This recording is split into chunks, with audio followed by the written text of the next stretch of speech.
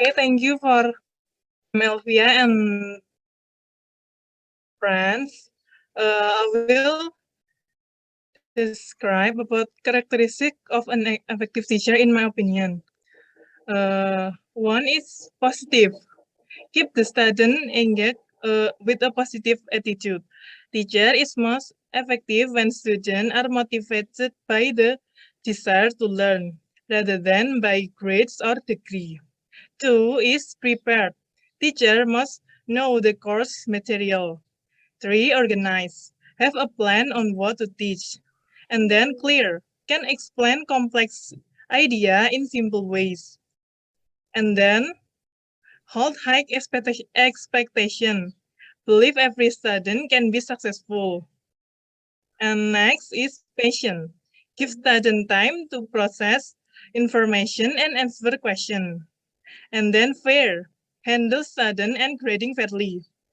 And the eighth is respect. Teacher who give the highest respect get the highest respect. And then avoid mistake. Teachers are quick to admit it when they are wrong.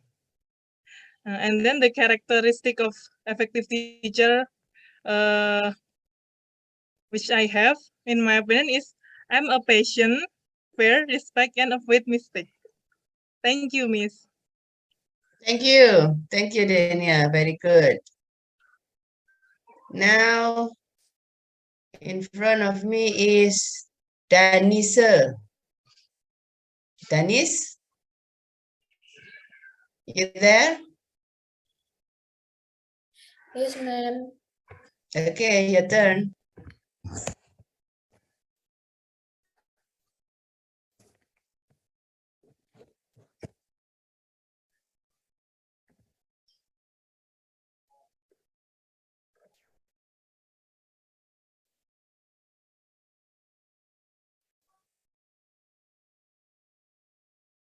Hello.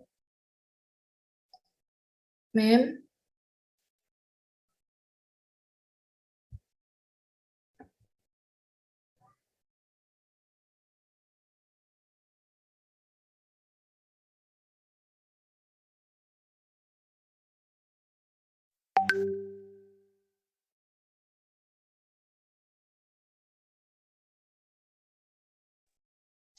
Any problem, Danis?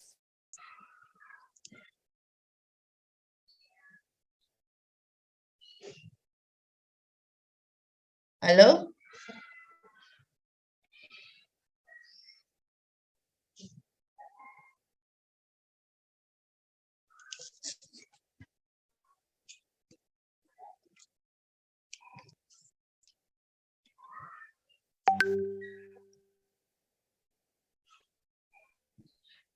Hello, ma'am. Test. Yes? Test. Yes? Okay. I'm sorry in the connecting is It's okay. an effective teacher is in my opinion, an effective teacher is a teacher who has the ability to relate to the classroom climate and have impersonal skills, terus particularly the ability to show empathy, respect for student, and synchronize.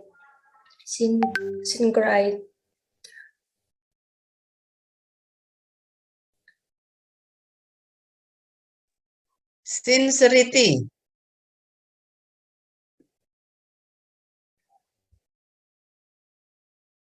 Yes. And then have a good relationship with student, sincerity, accept and care for student.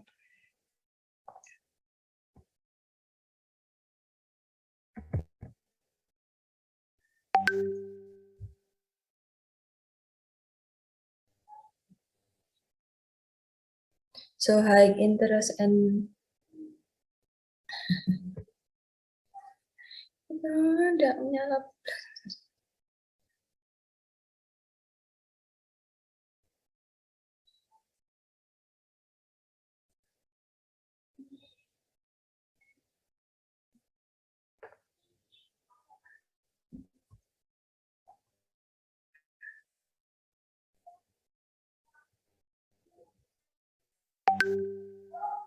Yes, Dennis, you can go on.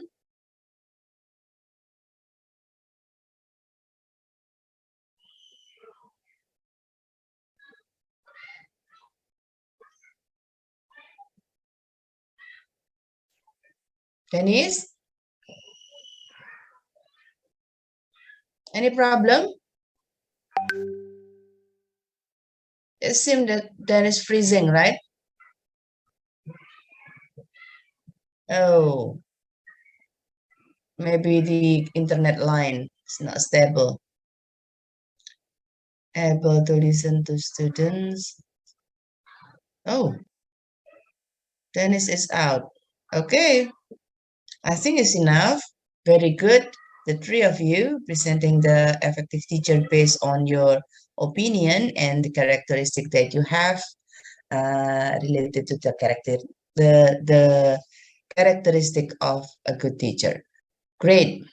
Thank you very much. Now we go to the next topic. I would like to share the screen.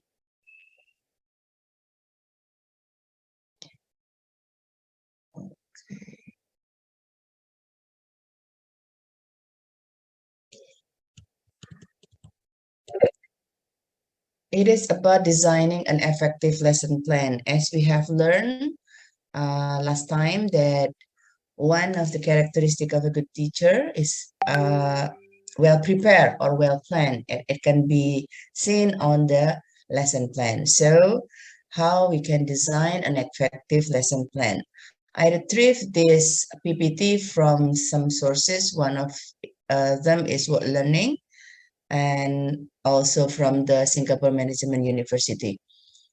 Okay, maybe some of you or all of you has already understand or know about how to make a good lesson plan, but this is my requirement as a teacher in this lesson to give you, to provide you the same material. Okay, jadi mungkin meskipun semua dari Anda sudah tahu bagaimana caranya membuat lesson plan, a good one, yang bagus, maka saya tetap memiliki tugas untuk menyampaikan bagaimana membuat lesson plan yang efektif. Okay, jadi you can pretend that this is the first time for you to see or to know how to develop a lesson plan. Okay, jadi Anda bisa berpura-pura ini pura-puranya kali pertama Anda tahu bagaimana membuat lesson plan gitu ya, biar saya senang. Oke, kalau tidak ya boleh bubuk lah ya. Oke, because this is my job, this is my requirement, my task to deliver this material. Ya, jadi ini karena tugas saya harus memberikan materi ini. Oke, lesson plan. A lesson plan is the instructor's roadmap of what students need to learn and how it will be done effectively during the class time. Ya. Jadi semua tahu bahwa lesson plan itu atau RPP itu merupakan roadmap, peta jalan. Peta jalan mengenai apa yang diperlukan oleh student, oleh siswa untuk dipelajari dan bagaimana melaksanakan pembelajaran itu secara efektif selama pertemuan di kelas. Ya. Then you can design appropriate learning activities and develop strategies to obtain feedback on student learning. Jadi kita, teacher, bisa mendesain atau membuat learning activities, aktivitas pembelajaran yang appropriate, yang bagus, yang pas, dan membuat strategi-strategi yang pas untuk mendapatkan feedback pada pembelajaran. Okay. A lesson plan provides you with a general outline of your teaching goals, learning objectives, and means to accomplish them, and is by no means exhaustive. Jadi, sebuah lesson plan itu memberikan kita, kita ya teacher, dengan outline general atau outline secara umum. Jadi bukan yang super detail gitu, tidak ya. Outline itu apa ya? Outline itu semacam ya semacam bukan ringkasan ya. Tahu outline tidak ya? Outline itu semacam rencana, rencana yang berupa poin-poin. Nah, itu outline. Rencana yang berupa poin-poin itu outline, di mana lesson plan ini adalah general outline. Jadi rencana yang general, yang umum, yang tidak terlalu detail, di mana kita sebagai teacher harus bisa berimprovisasi apabila di dalam kelas itu tidak sesuai dengan apa yang sudah kita planning atau sudah kita rencanakan, sehingga itulah mengapa lesson plan harus dibuat secara general, yang mana berupa teaching goals atau tujuan pembelajaran, tujuan pembelajaran dan bagaimana cara mencapainya. Itu ya, yang tidak terlalu berlebihan, gitu ya. A productive lesson plan is not one in which everything goes exactly as planned, but one in which both student and instructor learn from each other. Jadi sebuah lesson plan yang produktif bukan yang harus dilaksanakan plek ketiplek seperti yang sudah direncanakan, tetapi ini adalah satu tools atau cara bagaimana guru dan siswa itu masing-masing bisa saling belajar. Oke, purpose of a lesson plan, tujuan untuk membuat lesson plan adalah structure the lesson, organize its content or materials, determine method, assess students' learning, and evaluate its application or effectiveness. Ya, jadi menyusun lesson atau menyusun pembelajaran, menyusun konten atau materinya, kemudian menentukan metode atau cara bagaimana menyampaikannya, kemudian menilai pembelajaran dari student dan mengevaluasi efektivitas atau aplikasi dari lesson plan itu. There are 6 key elements for a good lesson plan. There are 6 key elements for a good lesson plan. Maybe you can find another source or other sources that there are 9 key elements, there are 3 key elements for a good lesson plan, but today we learn about 6 key elements for a good lesson plan. 1 is objectives, 2 is timing, then sequencing, and then differentiation, assessment, and material. We will discuss one by one, and if we extract the 6 key elements, we can find 3 elements of a successful lesson plan.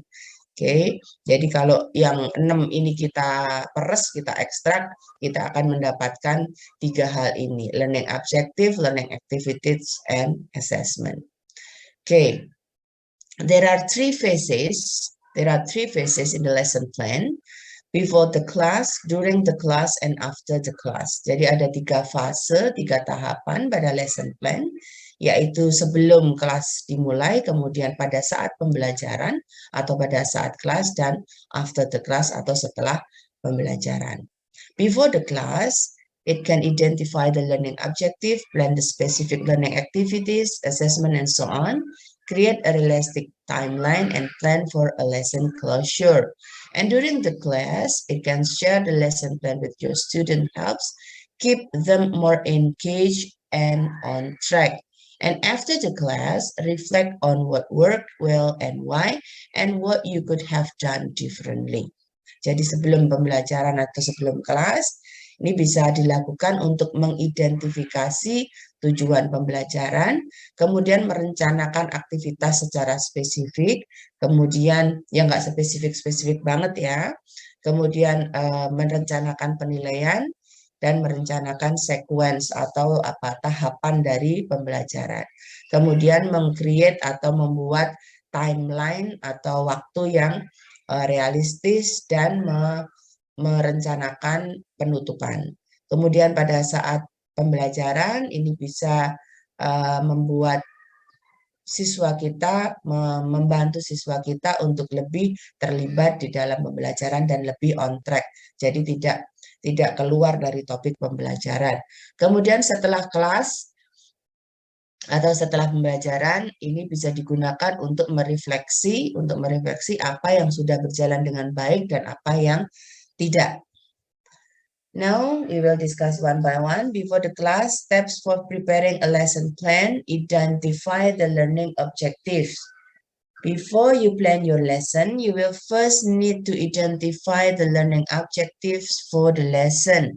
A learning objective describes what the learner will know or be able to do after the learning experience, rather than what the learner will be exposed during the instruction. Typically, it is written in a language that is easily understood by students and clearly related to the program learning outcomes. Jadi, yang pertama, sebelum pembelajaran yang harus kita lakukan ketika membuat atau mendesain lesson plan, itu yang pertama adalah kita menentukan dulu learning objektifnya. Ya, kita harus mengidentifikasi apa yang akan dicapai. Yang mana learning objektif ini menjelaskan apa yang akan diketahui oleh pembelajar atau siswa, atau apa yang akan bisa dilakukan oleh siswa ketika setelah selesai pembelajaran. Dan biasanya ini ditulis dengan bahasa yang mudah dipahami oleh student atau oleh siswa. Ya, jadi learning objektif itu biasanya ditulis dengan bahasa yang mudah dipahami oleh siswa. Oke, objektif, educational objective, ada knowledge, skill, awareness, and language. Jadi ada empat tipe dari objektif atau tujuan pembelajaran, yaitu berupa knowledge atau pengetahuan, skills atau keterampilan, awareness, awareness pemahaman atau apa ya, awareness itu kesadaran, dan language atau bahasa. Oke, a lesson plan, a lesson objective, ya, it must be doable, must be measurable, and must be observable.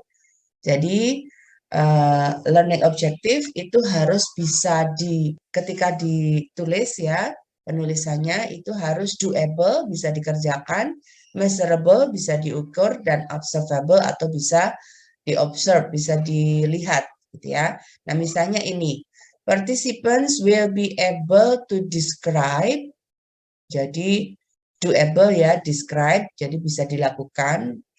The 6 key element, measurable, ada 6, jadi measurable, 6 key elements of a good lesson plan. Jadi ini semua bisa diamati. Ya, jadi ini adalah contoh, participant will be able to describe the 6 key elements of a good lesson plan. Ini adalah contoh dari learning objective yang doable, measurable, and observable. Oke, ini sorry. The characteristic of a clear learning objective. I retrieved this from Singapore Management University. So that the characteristic of clear learning objective must be clearly stated tasks, important learning goals, achievable, measurable, fair and equitable, and linked to program objectives. The Bloom revised taxonomy of educational objective can be a useful resource for creating learning objective that are demonstrable and measurable. Jadi Anda sudah tahu semua ya, Bloom taxonomy ini bisa digunakan sebagai salah satu sumber untuk membuat learning objective yang demonstrable and measurable.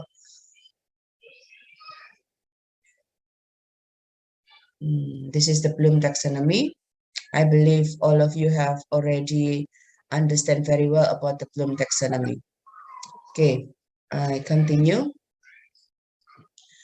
Number 2, plan the specific learning activities. This is still in the phase of before the class, ya, masih di fase before the class. You need to plan the specific learning activities. Kita harus membuat atau merencanakan aktivitas pembelajaran, yang mana kalau yang aktivitas pembelajaran ini disarankan secara spesifik. When planning learning activities, you should consider the types of activities students will need to engage in. Jadi ketika kita membuat aktivitas pembelajaran, kita harus mempertimbangkan tipe dari aktivitas siswa yang tipe-tipe dari aktivitas yang siswa itu perlukan untuk bisa terlibat di dalam pembelajaran. In order to develop the skills and knowledge required to demonstrate effective learning in the course. Jadi dalam rangka untuk membangun skill, keterampilan, dan pengetahuan yang diperlukan untuk mencapai effective learning course. Learning activities should be directly related to the learning objective of the course and provide experiences that will enable students to engage in, practice, and gain feedback on specific progress toward those objectives. Jadi learning activities atau aktivitas pembelajaran harus secara langsung related atau berkaitan dengan learning objective. Learning activities harus berkaitan langsung dengan tujuan pembelajaran. Dan harus menyediakan pengalaman-pengalaman belajar yang bisa digunakan oleh siswa agar lebih bisa terlibat dalam pembelajaran, bisa mempraktekkan dan bisa mendapatkan feedback dari siswa. This is some question that you can use as you design the learning objective. Jadi ini beberapa question yang bisa membantu Anda untuk membuat atau mendesain learning objective. What will I do to explain the topic? What will I do to illustrate the topic in a different way, and so on. You can use the question, right, to help you to design a learning activity. Many activities can be used to engage learning. Ada banyak aktivitas yang bisa digunakan untuk melibatkan siswa. The activity types, what the student is doing atau apa yang harus dikerjakan oleh siswa, and their examples provided below are by no means an exhaustive list, but will help you in thinking through how best to design and deliver high impact learning experiences for your student in a typical lesson. Jadi ini ada example yang memberikan kita contoh mengenai aktivitas pembelajaran.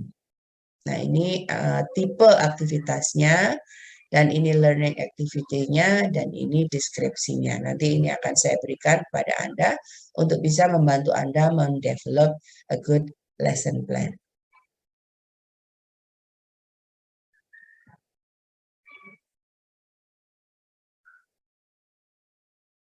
Mohon maaf, saya bau sesuatu terbakar. Saya cek dulu di dapur ya. Mohon maaf.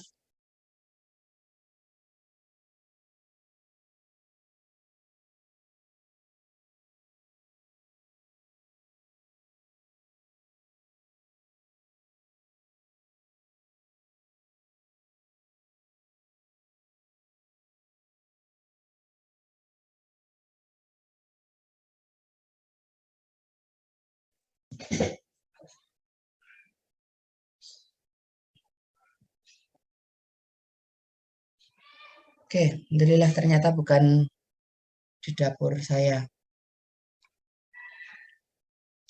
Now we continue to the slide.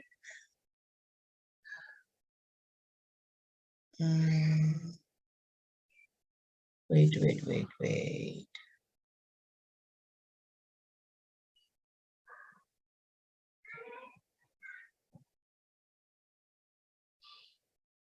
Oh, bentar.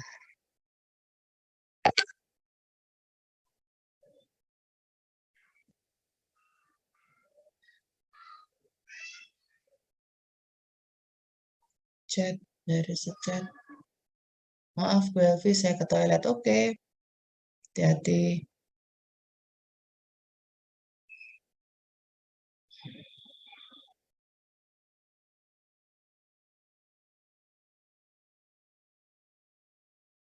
Number three, plan to assess student understanding, merencanakan bagaimana menilai, ini apa ini? Merencanakan bagaimana menilai pemahaman dari siswa.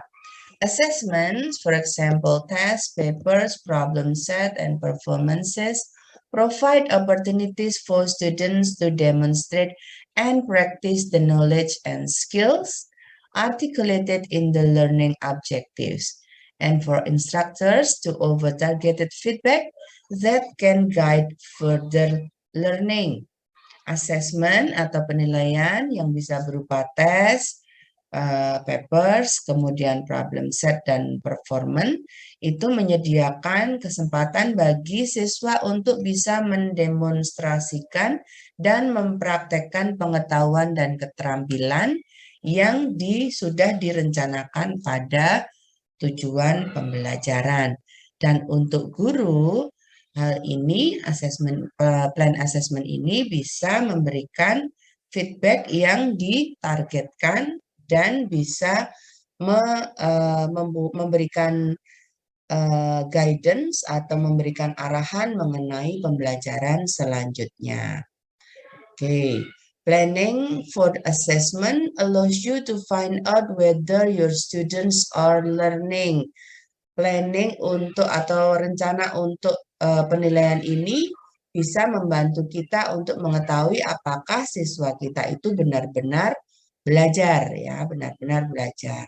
It involves making decision about, jadi planning for assessment atau merencanakan penilaian ini melibatkan pembuatan tujuan mengenai yang pertama, the number and type of assessment tasks that will best enable student to demonstrate learning objective for the lesson.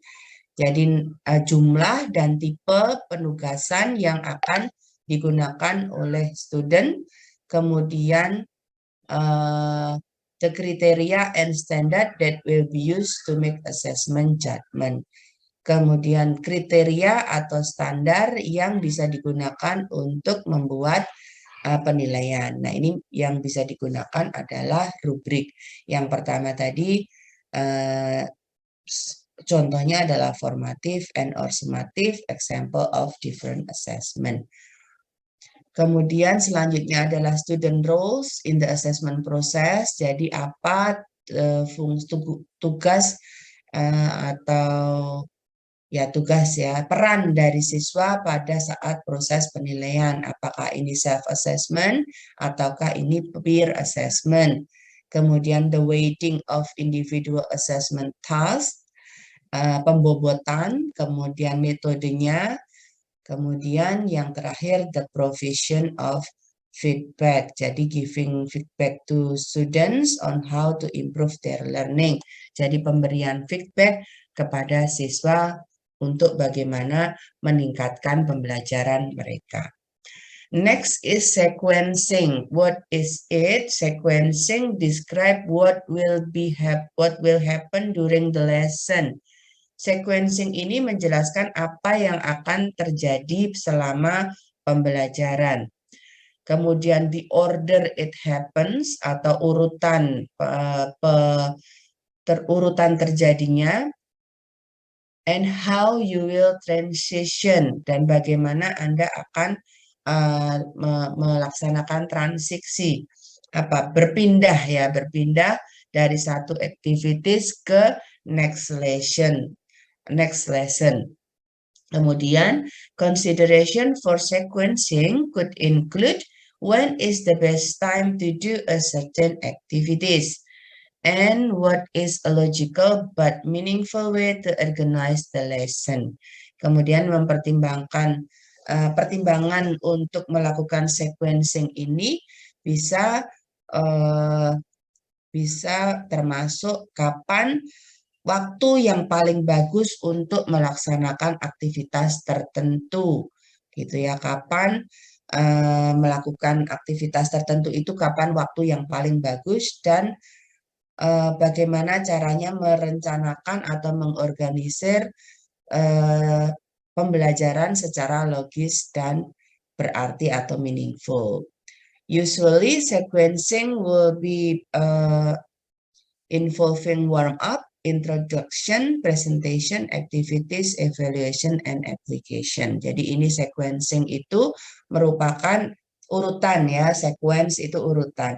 Jadi urutan apa yang akan terjadi selama masa pembelajaran di kelas yang biasanya melibatkan warm-up, introduction, presentation, activities, evaluation, dan application. Number 4, still in the phase of before the class, masih di before the class ya. Plan to sequence the lesson in an engaging and meaningful manner. Oh, sudah ya, ini number 4, kebalik ya. PPT-nya kebalik. Jadi ini harusnya yang ini harusnya setelah ini. Okay, next Robert Gagne proposed a 9-step process called the events of interaction. Ada seorang ahli yang namanya Robert Gagne itu memberikan 9-step process atau proses yang berupa 9 langkah yang disebut the events of instruction atau event of instruction, which is useful for planning the sequence of your lesson, yang bermanfaat untuk merencanakan sequence. Using Gagne 9 events in conjunction with Bloom Revised Taxonomy aids in designing, engaging, and meaningful instruction. Jadi lebih bagus lagi kalau dihubungkan atau digabungkan in conjunction ya, digabungkan dengan taksonomi Bloom. Jadi Gagne 9 event ini bisa digabungkan dengan Bloom taksonomi untuk mendesain instruction yang lebih bagus atau sequence instruction yang ada pada sequence yang lebih bermakna. Nah, ini misalnya gain attention itu nanti bagaimana caranya, kemudian inform learning objective bagaimana caranya, itu bisa menggunakan Gagne 9 event of instruction dihubungkan in conjunction dengan Bloom taxonomy. Contohnya adalah ini. Gain attention itu bisa dilakukan dengan present a story or a problem to be solved. Kemudian utilize icebreaker activities and so on ya. Anda bisa membaca sendiri, you can read by yourself this 9 event of instruction by Robert Gagne in conjunction with the Bloom taxonomy.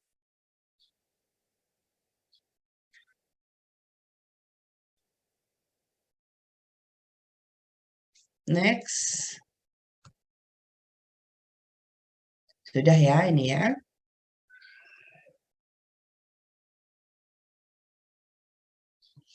Okay, this is the example of the learning objective. We want learners to be able to apply their new knowledge and skills to authentic real world situation. Kita ingin siswa dapat mengaplikasikan pengetahuan dan skill mereka pada situasi real world. Menurut Bloom, one of the best ways to achieve this is by slowly removing the teacher as a director. Jadi salah satu yang bisa dilakukan, salah satu best ways, salah satu langkah terbaik yang bisa dilakukan untuk bisa mencapai tujuan pembelajaran itu adalah secara pelan-pelan removing, merubah peran guru menjadi director atau menjadi pengarah. Activities early in a lesson should include more direct guidance from the teacher. Aktivitas awal di dalam pembelajaran harus melibatkan direct guidance atau arahan langsung dari teacher atau dari guru. Ya, jadi karena ini kita tujuannya adalah bagaimana siswa itu bisa mengaplikasikan pengetahuan dan skill mereka pada situasi yang sebenarnya. Karena ini situasi yang sebenarnya yang harus diaplikasikan oleh siswa berdasarkan pengetahuan dan keterampilan yang tadi sudah mereka absorb, ya mereka ambil dari pembelajaran sebelumnya. Maka aktivitas yang pertama adalah memberikan direct guidance, memberikan arahan langsung dari teachernya. Nah, kemudian as the lesson progress, ketika pembelajaran sudah mulai berjalan, learners should be given more independence. Siswa bisa diberikan kebebasan lebih. And at the same time, we are moving students from more surface level memorization and identification tasks to higher level interactions with lesson material, such as applying, analyzing, and synthesizing. Dan pada waktu yang bersamaan, kita bisa menggerakkan siswa dari tugas yang hanya levelnya itu awal ya, atau surface level, yaitu misalnya mengingat atau mengidentifikasi ke level yang lebih tinggi, misalnya mengaplikasikan, menganalisis, dan mensintesa atau merumuskan. 5. Create a realistic timeline. Before I continue, are there any questions?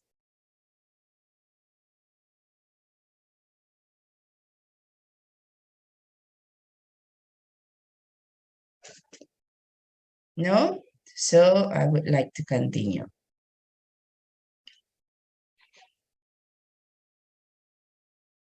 Sorry, ma'am. I have a question. Yes, please. The lesson plan have similar with RPP? Yes. Oh, okay. Yes. Yes. Thank you, Gian, for remind me that I have to describe earlier that lesson plan is RPP.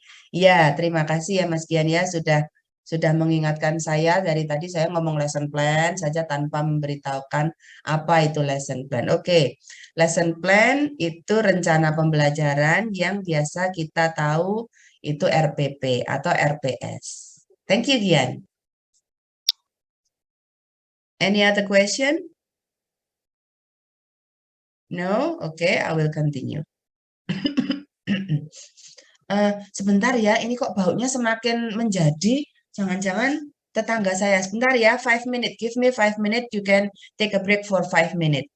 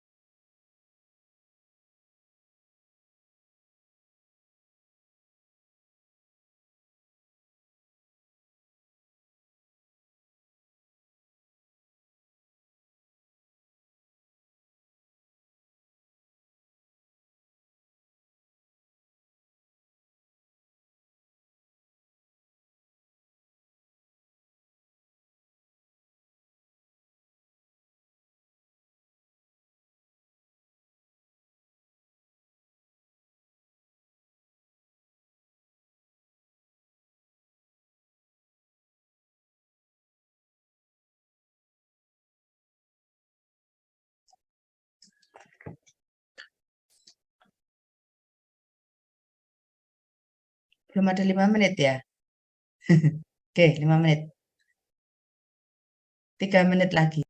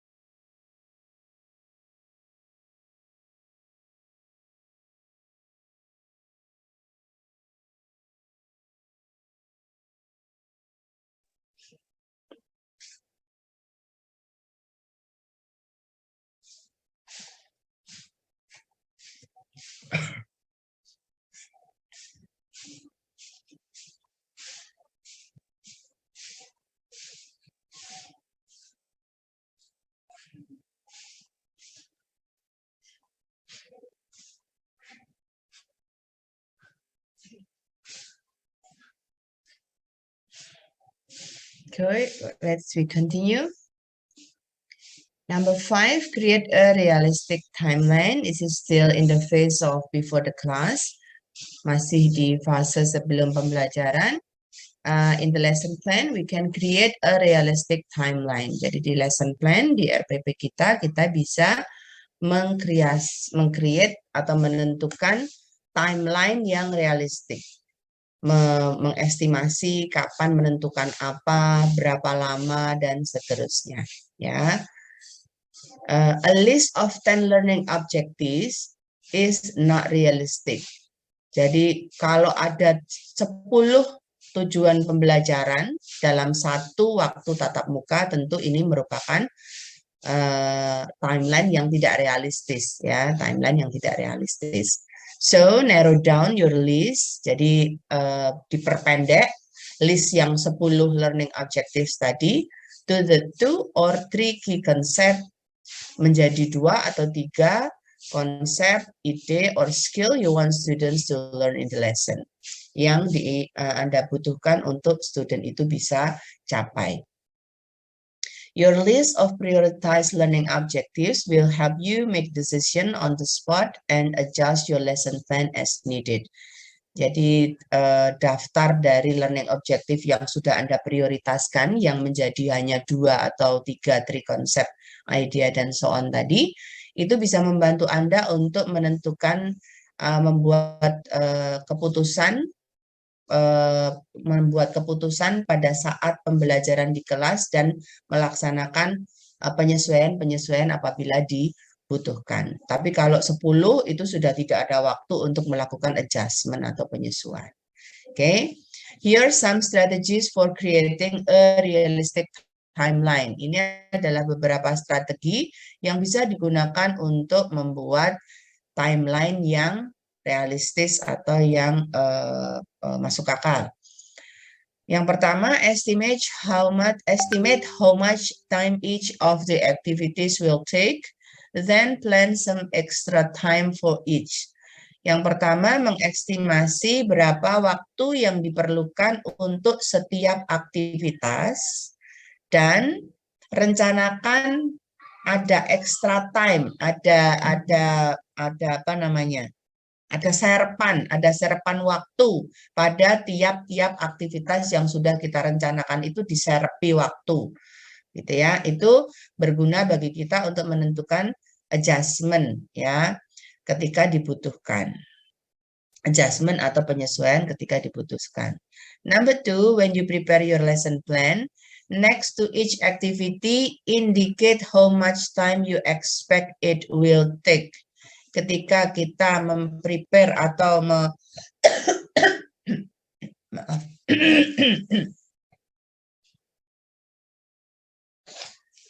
atau menentukan lesson plan, indikasikan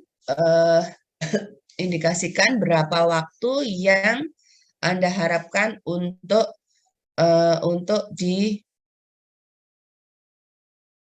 dilaksanakan. Ketika kita memprepare lesson plan, aktivitas selanjutnya kita mengindikasikan berapa waktu yang kita butuhkan untuk dilaksanakan. Yang ketiga, plan a few minutes at the end of class to answer.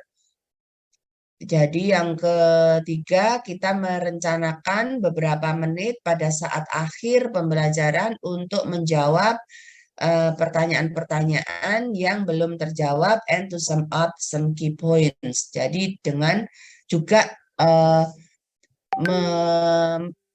meringkas beberapa poin-poin kunci. Kemudian plan an extra activity or discussion question in case you have time left. Kemudian kita juga harus merencanakan aktivitas ekstra atau diskusi ekstra kalau kita masih punya waktu yang belum kita gunakan, waktunya masih banyak, tetapi kita sudah habis, learning objektifnya sudah habis, jadi kita tentukan atau rencanakan aktivitas apa yang bisa kita lakukan. And be flexible. Be ready to adjust your lesson plan to student needs and focus on what seems to be more productive rather than sticking to your original plan. Yang kelima, itu kita harus fleksibel. Kita harus siap untuk menyesuaikan lesson plan kita. Kita harus siap untuk menyesuaikan RPP kita lebih kepada kebutuhan dari siswa kita dan fokus pada yang paling produktif itu apa. Kalau yang lebih produktif itu di luar lesson plan yang sudah kita rencanakan, ya sudah itu kita lakukan. Jadi lesson plan-nya tidak kita benar-benar benar-benar kita pakai gitu ya. Kita tidak boleh stick to our original lesson plan. Kita nggak boleh benar-benar ya udah ini kita yang rencanakan ini, kita yang lakukan ya harus ini. Plek, tidak boleh seperti itu, tetapi kita harus be more productive ya, melihat mana yang lebih produktif, mana yang lebih efektif, mana yang lebih bagus, maka itu yang kita lakukan. Timing itu tadi ya, timeline ya, ini juga salah penempatannya, I'm so sorry. And number 6, plan for a lesson closure, menentukan atau merencanakan penutupan dari pembelajaran. Lesson closure provides an opportunity to solidify student learning. Lesson closure is useful both for instructors and students.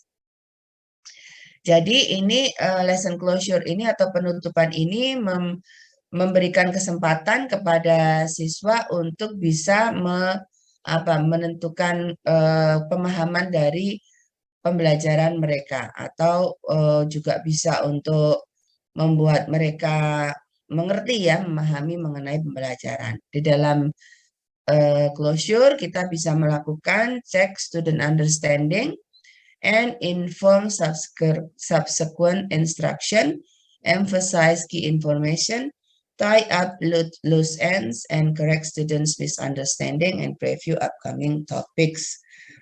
Yang pertama, di dalam closure kita bisa melakukan check student understanding, mengetahui pemahaman siswa dan menginformasikan apa yang akan dilakukan selanjutnya.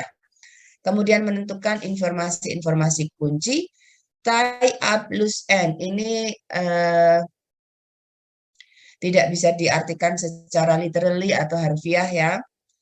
Tie up loose end itu semacam apa ya, kalau di kita itu semacam this is like bukan peribahasa. Satunya peribahasa apa sih ya?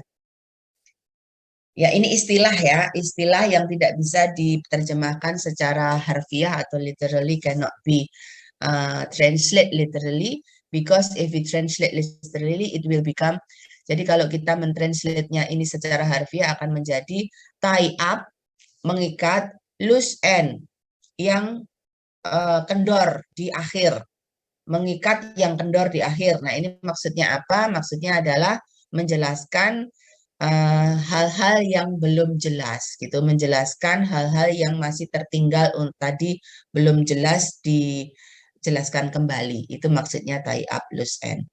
Kemudian correct students misunderstanding, apa yang menjadi pemahaman yang keliru oleh siswa itu bisa kita luruskan, and preview upcoming topic. Jadi apa topik-topik apa yang akan kita berikan kepada student di selanjutnya bisa kita preview di lesson closure. Okay. Next phase is during the class, we need to present our lesson plan. Jadi ketika pada saat pembelajaran kita mulai mempresentasikan apa yang ada pada lesson plan kita. Sebelum pembelajaran kita merencanakan lesson plan, membuat lesson plan, dan during the class we present our lesson plan. Jadi pada saat pembelajaran kita mempresentasikan. Okay, letting your students know what they will be learning and doing in class will help keep them more engaged and on track. Providing a meaningful organization of the class time can help students not only remember better, but also follow your presentation and understand the rationale behind the planned learning objective. Ya, intinya adalah lesson plan ini perlu untuk kita berikan kepada student kita agar mereka tahu apa yang akan kita lakukan dan apa yang akan kita pelajari selama pembelajaran, dan ini juga membantu mereka ketika mereka tahu mengenai lesson plan ini juga membantu mereka untuk tetap on track, tetap sesuai dengan topik ya. You can share your lesson plan by writing a brief agenda on the whiteboard. Jadi kita bisa memberikan lesson plan atau RPP kita ini ke siswa ini berupa agenda atau berupa tulisan singkat ya di whiteboard, or telling students explicitly what they will be learning and do it in class. Atau secara eksplisit, secara eksplisit ya. Eksplisit itu apa? Eksplisit menerangkan kepada siswa apa yang akan mereka lakukan dan pelajari selama di kelas. Oke. Next is differentiation. Jadi differentiation ini maksudnya adalah hal-hal yang bisa kita lakukan di dalam kelas yang membantu siswa untuk engaging more. Jadi ada group work, individual work, and pair work. Ini disesuaikan dengan the type of our students.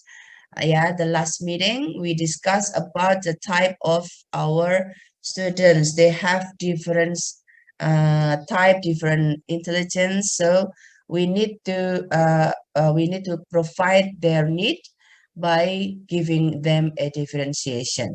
Jadi karena kita kan sudah belajar di pertemuan yang lalu bahwa siswa itu memiliki pengetahuan atau kecerdasan yang berbeda-beda, sehingga kita bisa memberikan tipe pembelajaran yang berbeda-beda. Ada group work, ada individual work, dan ada pair work. Kita sesuaikan dengan their need, kebutuhan mereka.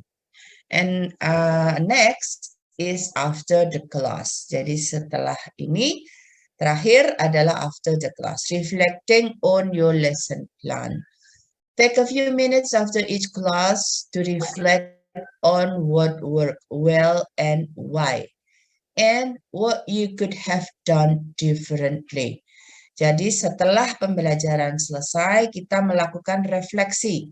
Kita melakukan refleksi atas lesson plan yang telah kita buat tadi, yang sudah kita presentasikan, yang sudah kita aplikasikan di kelas, apa yang sudah benar-benar work well itu benar-benar sesuai, bagus, sesuai dengan lesson plan, dan apa yang tidak. Ya, apa yang tidak, dan kita bisa mencari tahu mengapa ini bisa sukses, mengapa ini tidak sukses, itu kita bisa mencari tahu penyebabnya. Identifying successful and less successful organization of class time and activities would make it easier to adjust to the contingencies of the classroom. If needed, revise the lesson plan.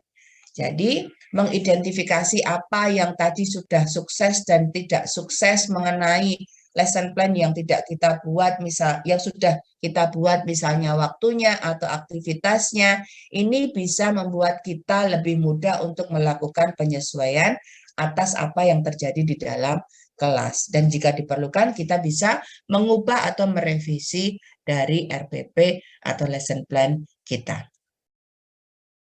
This is the assessment, the example of the assessment. And the last of apa tadi ya? Wait.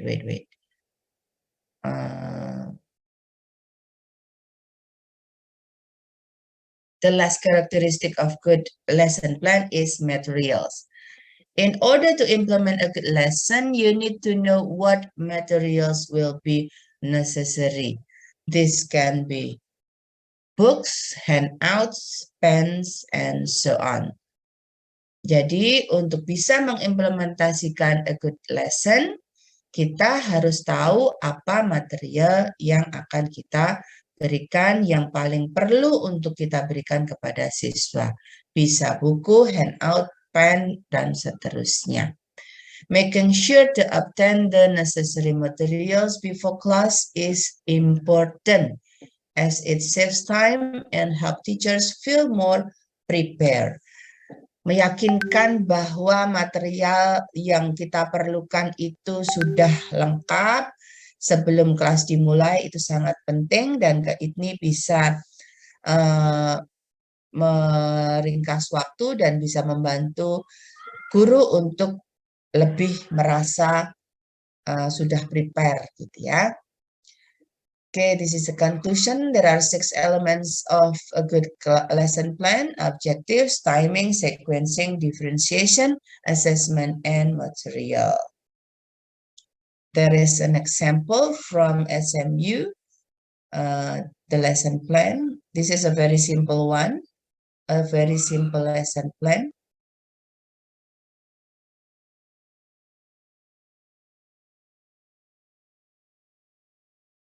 Yeah, very simple. As you see here, there is an instructional strategies in the last table. What is instructional strategies? We will discuss it later. And this is another example of lesson plan. Thank you very much. That is our lesson today. Are there any questions?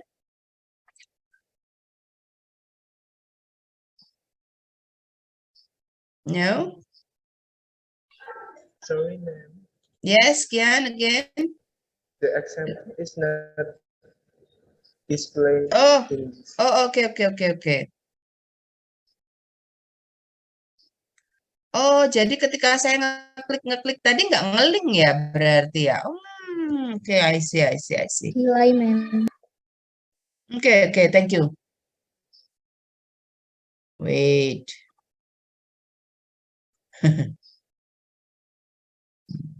Wait.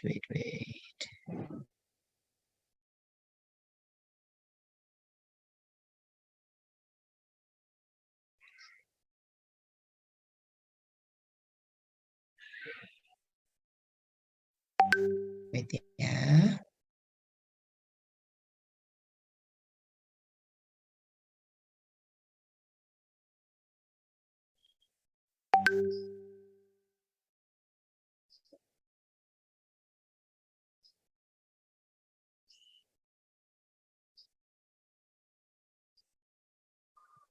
Now, can you see the lesson plan example from SMU? Yes, ma'am. Hello? Okay, thank you. This is the example of a lesson plan. I retrieved this from SMU, Singapore Management University. There are only 3 tables in it, consisting learning objective, assessment, and instructional strategies.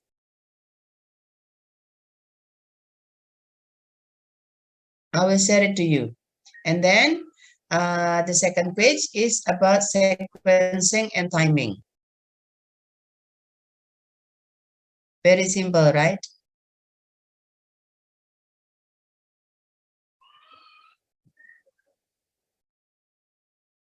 Very simple. I will show you another one from Rutherford.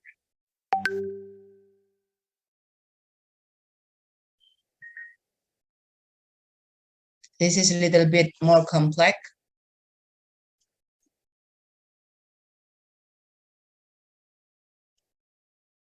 Ini lebih kompleks ya. Not as simple as previous one. Okay, I will share it to you. Okay. All right. Let me share it first. Teaching English. Sorry, ma'am. Sorry, Danis. Kenapa sorry? No need to sorry, Danis.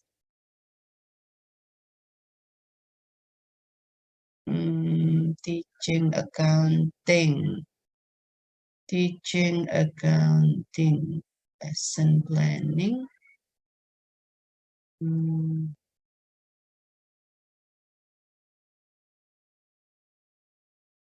Okay, let me close the lesson first.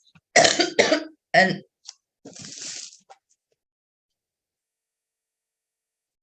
after that, I will sorry, I will share the material.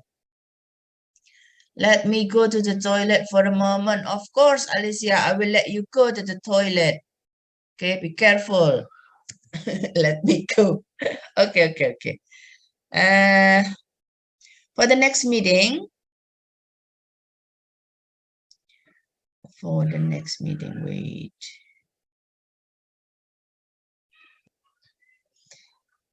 There is another assignment.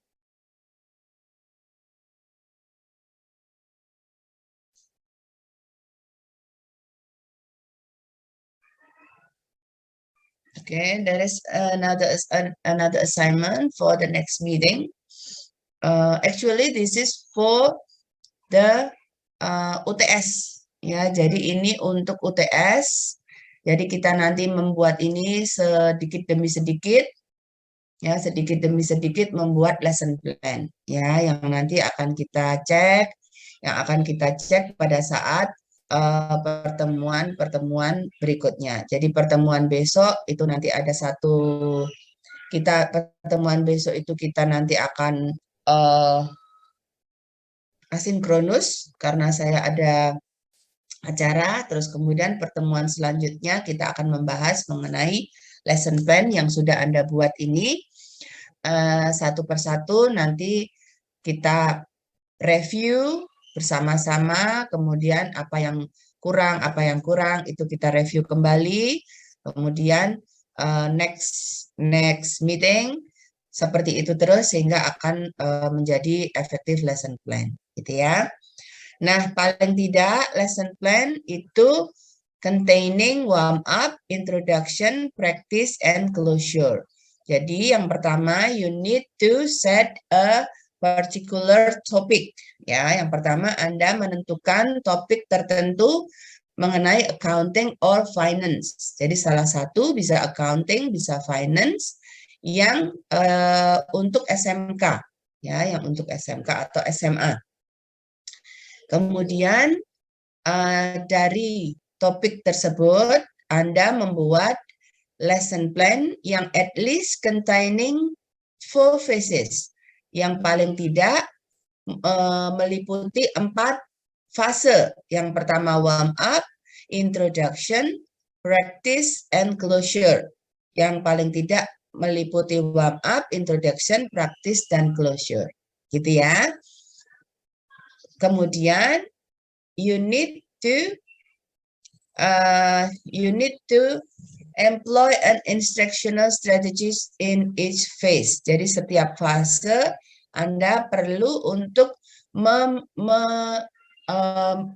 menggunakan strategi instruksional. Ya, strategi instruksional. Try to use instructional strategies in each phase. Contohnya, apa itu instructional strategies? Contohnya adalah seperti ini. Instructional strategies.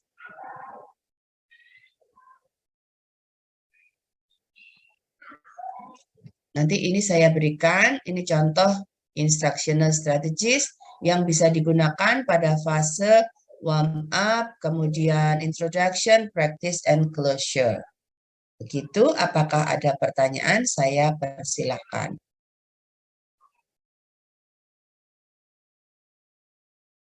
Tidak ada, jika tidak ada,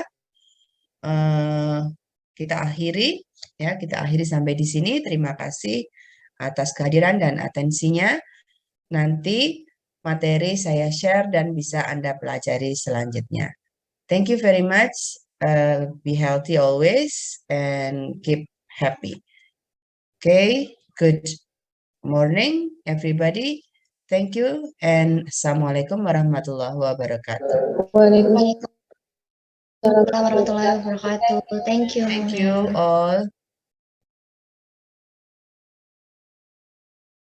And meeting.